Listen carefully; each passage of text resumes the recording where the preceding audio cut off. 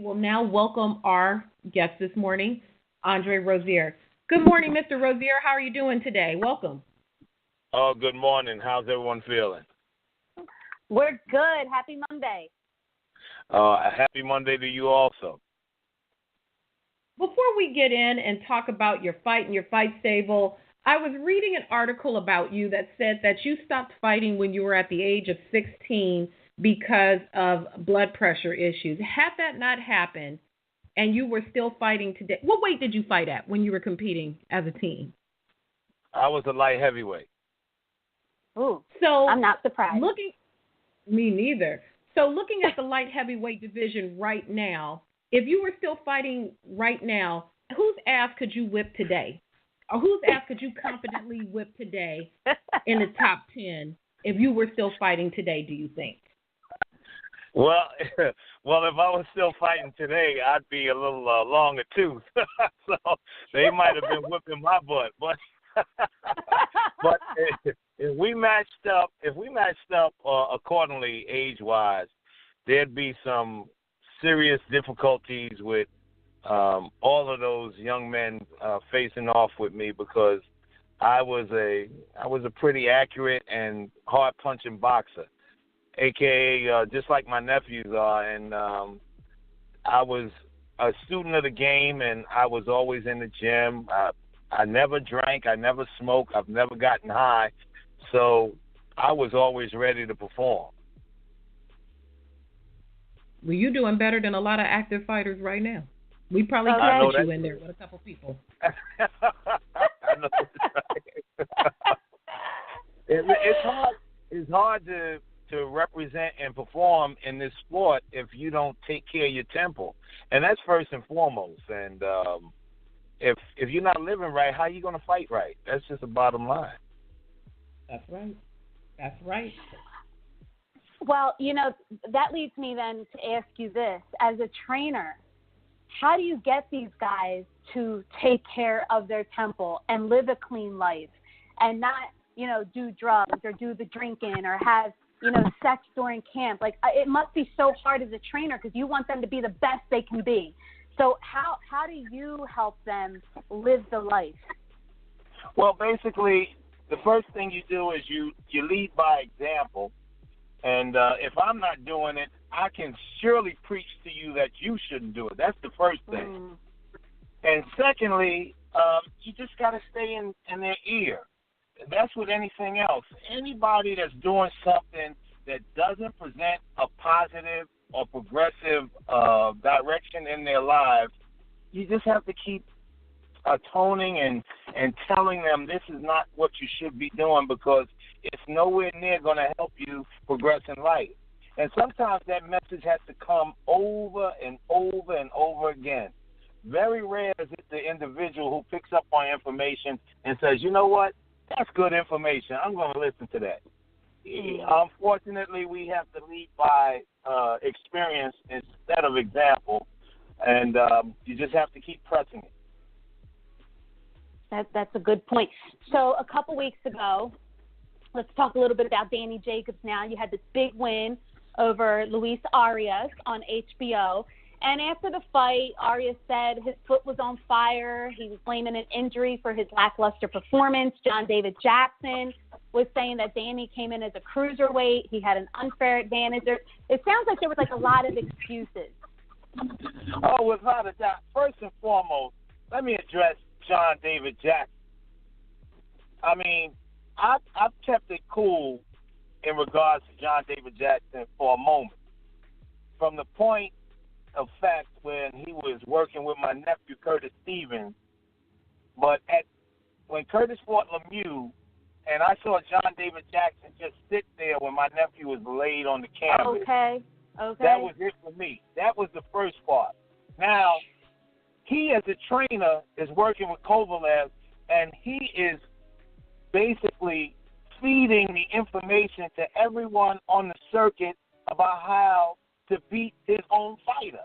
Who does that? What trainer does that? It makes no sense. And all he does is quibble and cry and complain, excuse the expression, like a little bitch. and I'm sick and tired of it, actually, to tell you the truth. And when we fought Arias, once again, Danny was the better athlete. He came up with every song and dance that he could find in that little biscuit head of his, and I'm sick of him. My God. Well, you brought up the Curtis Stevens fight. I'm going to take it a little further back. He did the same thing to Brian Jennings when Brian Jennings got knocked out by Luis Ortiz. You saw him over there in the corner just chilling. And I was like, what trainer, would just let that man get knocked out and not jump in the ring, right? I mean, that's what he did with Curtis, too. I agree. Who does it? I mean, even if I don't care if I work with a guy the very same night, if they say, Andre, could you work my corner tonight? If something happens to that athlete, I'm going to be concerned because they at least wanted me to be there, so they had enough trust and confidence in me to be in their corner. I'm going to make sure they're all right. Now, for somebody to just sit there and look like they're in a stupor, it makes no sense to me, really. He's at the bottom of the list when it comes to trainers for me at this point in time. And the actions are horrendous, horrible, shows no class, no dignity, and no concern for the athletes that are boxing and making you some money. Well, so, his biggest thing was about, Danny coming in like a cruiserweight. How big was Danny that night? Because he didn't get on the scale, so we really don't know. I mean, how big was he? Danny weighed 173 pounds when we had finished up, before we actually went in. So we said jump, but we were just fooling around in the ring. So he was 173. Mm-hmm. He was nowhere near 180, 190. I mean, come on now. This guy, just ridiculous. Just ridiculous. Wow. Well, I have a question, though. For the Arias fight, Danny looked good. He looked sharp. It was almost like school was in session. I don't know if Arias' foot that was flaming, would have made a difference in that fight if it wasn't on fire. But why didn't you guys go back to Oakland to train for this fight? You guys had went to Virgil Hunter and out in Oakland when you fought Golovkin. Right. Well, Virgil and I are really, really tight. I call him my big brother. And we wanted a little change of scenery, but I thought it would be good for Danny to be in the atmosphere of Andre Ward, Berto, Amir Khan, just because these guys have all been there. And even if they're not there now, except for maybe Andre Ward, it was just a good atmosphere to begin with. And just as I expected, it was. Danny was really, really on a high about sitting down and talking with Andre Ward, and for the moments that we were actually in the circle of it, it was great for Danny. And then we got down to the nuts and bolts, and we were at Victor Conti's snack gym, and we turned the fire up all the way, and we got to burning it up. Mhm. Okay. Looking at your fighters, Andre. Let's talk about. I'm sorry, RB. Did you want to follow up on that? I got so excited that I'm like, I want to talk about the stable. I know. Well, yeah. Before we get into the stable, though, I wanted to a couple more things about Danny Jacobs. He made this really big boss move to HBO this year. He signed with Eddie Hearn. Let's be honest, we do not see a lot of Al Haymon fighters kind of man up, boss up, and make moves like that so silently. That's just a fact. That's not shade. Did you consult with Danny about this? Were you all on board about it? I mean, were you thinking that this was a great opportunity for him? Well, let me tell you, Danny and I are super close. I call Danny my son, and basically, that I live my life taking care of him like he is my son. I try to make sure that he makes wise decisions, and we talk about these things. And Danny, so far, has done a fantastic job with making the right choices. And when it came to what we were talking about initially with making a change Danny was behind the 8 ball a bit, and we wanted to work more. Danny is a young man who came back from fighting a very, very demonstrative cancer. And at one point, we almost lost him. So in my mind, I always think, listen, we have to take advantage of every moment that we get, because you can never tell. Oh, Danny is back on track, but one can never tell. Tomorrow, God forbid, we might be revisited by the monster again.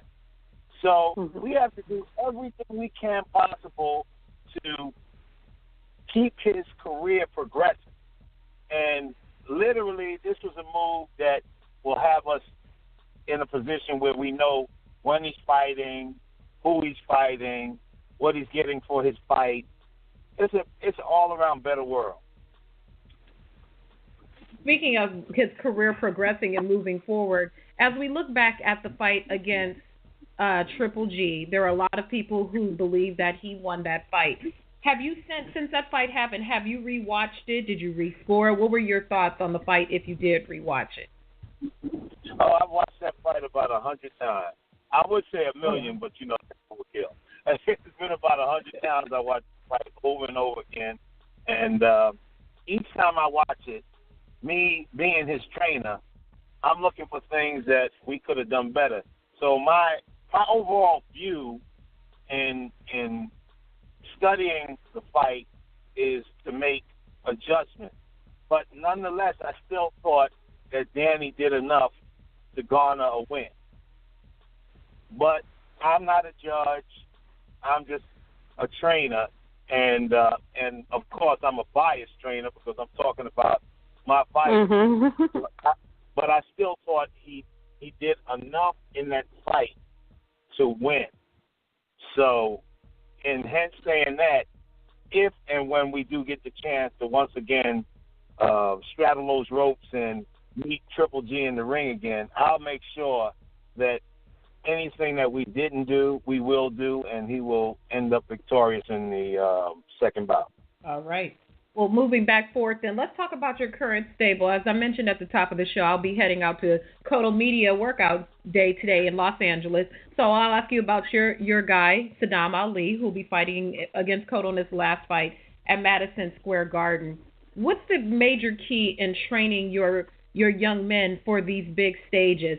With this being COTTO's last fight, there's going to be so many eyes. There's a lot of pomp and circumstance and all these things focused on COTTO. How do you mentally prepare Saddam for this bout, or just big stages, period? Well, this one is an easy one because Saddam is the most laid-back kid on the planet. I mean, literally. It's like nothing bothers him. And although this is a moment, and I try to express to him how important the moment is, he says, look, I'm going to do what I have to do, and that's it. I'm just going to represent and win this fight. I said, okay, let's go. That's all I need to hear. I like that attitude. But we know this is an extremely tough bout for Saddam. He has to move up in weight. That's the first thing. He's fighting Miguel Cotto. Regardless if Cotto was 38, 39, 50, whatever it might be, it's still a very, very tough assignment. And I'm working on Saddam with the team for him to be very focused, to keep his eyes on his opponent, and not to be in any one position long enough for anything drastic to happen. So we're creating the atmosphere for Saddam to be successful, and all we can do is take that to the bank, and on December 2nd, make sure that it's applied and carried out, and looking forward to Saddam being victorious in the bout. Moving on to the next person I'd like to ask you about in your stable, Untitled Chapter, who was arrested in June on the RICO charges. Who called you to tell you he got arrested? When did you get that call? Actually, my brother from another mother, who also advises a lot of the guys that I work with, Keith Conley, he called me let me tell you what happened that day. We were about, it's always a story. We love it. We were about to go to England to train to get ready for the BJ Saunders fight, which I honestly believe that his nickname to me is Suicide, so I'm going to refer to him as Suicide in this conversation. So Suicide is like, Coach, come to England so we can train. I was one day away from going to England to train him for this fight. And his visa came through. Now, I think this might have just been all the, the feds working it out. So I said, okay, I'm going to come pick you up at the airport. So I went to go pick him up at the airport, and he wasn't there. So I said, let me check the schedule. Flight was delayed. I said, all right, let me wait. The flight came in. He still wasn't there. So I said, well, what's going on? Well, we don't know. He was on the flight when it left, so he should be here now. I said, well, I don't see him. And I waited for another hour. He never showed up. I'm going to go home. I went home, and I was sitting down watching TV, and the TV was watching me, and I received a phone call. And it was Keith stating that he heard that Suicide got arrested. I said, arrested for what? And he went through the issues, and then the information was made privy to everyone, and sure enough, it was Suicide being arrested on RICO charges and having him as an enforcer and this, that, and the other thing. Now, he's my fighter. He still is, and he's innocent until proven guilty. I don't know the who, what, where, whys, and when. I think myself that he might have been caught up in a bad situation just by association. Unfortunately, these things happen sometimes. Yeah. But I'm hoping that he can get out, he'll be exonerated, and, he doesn't have a lot of time in the game. Every day is another day that he's getting older. But I think and I hope that everything will work itself out, and he will be freed and found innocent, and then we can get him back in the ring as soon as possible because he's one of the most exciting guys I've ever seen fight. He's unorthodox, but he brings the pain, and I just he was on to him something. to death. Yeah, he was definitely on to something there. Oh yeah, without a doubt. So I'm hoping it works out. Have you spoken to him at all, or when you're with the feds, you can't make a phone call to your trainer? I mean, I don't know how that works. Have you spoken to him at all?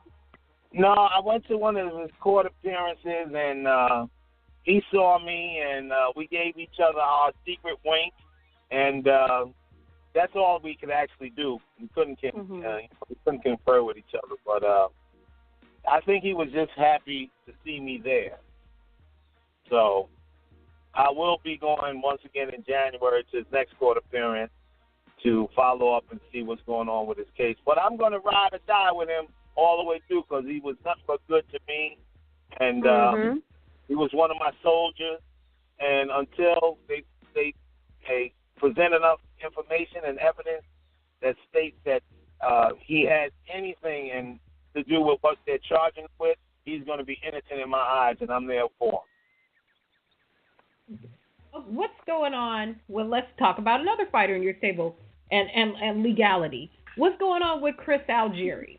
We know that Chris Algieri was having an issue with his former promoter, and is he training? Is he making a comeback? What's going on? We know that he is working with Danny as a nutritionist, but what's going on with Chris Algieri, the fighter? Well, and Chris, you? Chris, I call Chris my Colombian Italian nephew. Because his mother's Colombian, his father's Italian. So that's my Colombian Italian nephew, and I love Chris to death. He's one of the hardest working kids I've ever put my hands on. I mean, you have to tell him slow it down. Let's slow down. And I've never said that before. I'll work you like a racehorse and till your heart stops pumping. Let's go. But Chris will give you everything you ask for, and I enjoy training him immensely, and I'm looking forward to this legal situation that he has with Joe DeGuardia to come to fruition, and he'll be free and clear of it, and he can resume his career. And he wants to be a world champion again, and we're going to look to make that happen at our earliest convenience and time. Just as soon as we get out of these legalities, we will be headed back to the boxing ring. I heard that. All right. Yeah, I follow Chris on Instagram, and he's always somewhere running. I saw he was running in Seattle, and he's running here, and he's working out there. Yeah, definitely a hard-working guy. Oh, without a doubt. I mean, he was Danny's nutritionist, but then he ended up being Danny's sparring partner, his running partner. I mean, this like everything. What a great kid. I mean, literally. I don't say this about a lot of people, but that is one great kid. That's good to hear. So, look, we're going to wrap you up. We have this game that we like to play. It's called Spitfire, where we ask you some really quick questions, and you got to give us your 1-2 answer. It's like a really quick combination, the first thing that comes to your head. If you need to plead the fifth for whatever reason, you're allowed to plead the fifth. So, are you ready? I'm always ready. All right, 1-2, here we go. Who's your favorite fighter to watch today? Bring him down. All right. Who has been your hardest fighter to train? Oh, my nephew, Curtis Stevens. Okay. I was going to tell you, keep it real, keep it real. Which trainer do you admire the most? My dearly departed mentor, Emmanuel Stewart. Greatest fighter of all time? Sugar Man, Sugar Ray Robinson. Who is the most technical fighter today in boxing? The most technical? The most technical. The technician, Sergey Derenchenko. If John David Jackson were to walk up to you today and try to shake your hand, what would you say to him? I would shake his hand and tell him about himself. All right, last one. Who makes the hottest boxing outfits in the game? What? Havoc boxing all the way, girl. We are in the hurt business, and somebody gonna get hurt up in here. Well, look, thank you so much for coming on the show today. We're going to send you a new sewing machine for your Havoc outfits that you make. So I'll be messaging you for your address, get you that new sewing machine out there. Thank you so much for being a good sport and joining us on the Morning Punch-In show today. Anytime. I'm always here for you guys. You ladies All are right. not you guys, but you're nowhere near guys. You're wonderful ladies. Thank you. Have a good one. You too. Happy Thanksgiving. You too. Oh, you too.